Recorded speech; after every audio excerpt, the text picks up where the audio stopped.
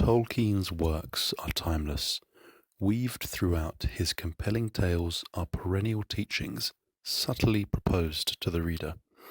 If you are watching this, you're probably already a fan, so I won't spend any time on the man himself or why you should be a fan of him and his works if you aren't already. In his most famous epic, The Lord of the Rings, littered throughout are nuggets of wisdom worth pausing to reflect on. So I am inviting you to join me through this video series on my favourite quotes, exchanges and events. Short videos where I will muse upon Tolkien's wise teachings. I will take you with me to peer through the windows he constructs, through which we ponder eternal beauty. We'll walk with the glorious characters he crafted, people of nobility, valiance, virtue, and other attributes seldom seen in our world today. In all this, I will attempt to bring us back to Christ, ultimately. I hope you have fun with me on this journey. Let's appreciate Tolkien's brilliance. No oath or bond is laid on you to go further than you will, for you do not yet know the strength of your hearts, and you cannot foresee what each may meet upon the road. Faithless is he that says farewell when the road darkens.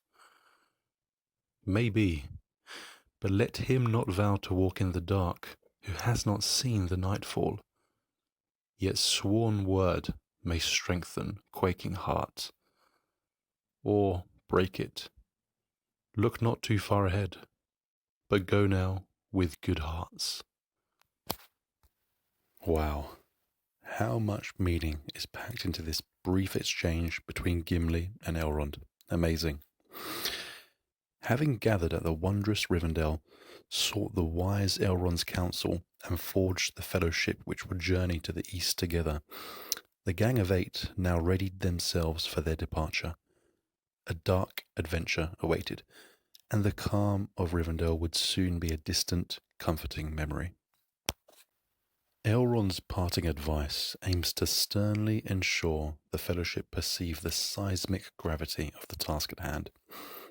Amongst fellow kings, leaders of respective races, and battle-hardened warriors, the 8 would set off collectively shouldering the burden of the future of Middle-earth itself. Elrond's advice comes from someone who has breathed the fell air of Mordor. He knew of its darkness, truly. No oath is laid on you to go further than you will, for you do not yet know the strength of your hearts, and you cannot foresee what each may meet upon the road. How often have we promised too much? How often do we feel crippled into inaction by suffering or fear in our lives? Do we offer up all of our shortcomings to the Lord? Can we ever truly understand our limitations? What is the mystery of iniquity? Now, my favourite part of this exchange. Faithless is he that says farewell when the road darkens. Gimli, the punchy dwarven warrior descended from kings, responds, shoring up any faltering members of the fellowship. Faith is often enough to get you through tribulation. Faith in yourself, faith in others, faith in tomorrow, faith in God.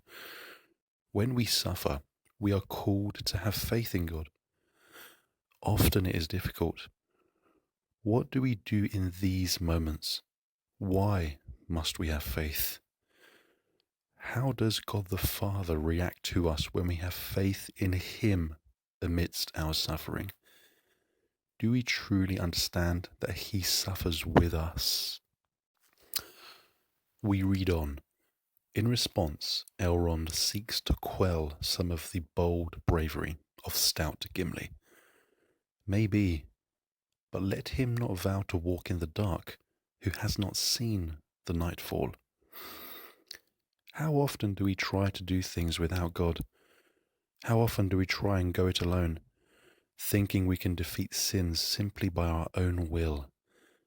Do we understand how much God's grace does for us? And Gimli responds, "Yet sworn word may strengthen quaking heart." And Elrond in turn says, "Or break it. Look not too far ahead, but go now with good hearts." Gimli and Elrond conclude, the promises we make to God are vital to our spiritual lives, and yet so is an understanding of his infinite mercy, being humble enough to admit our limitations. The fellowship would now go on.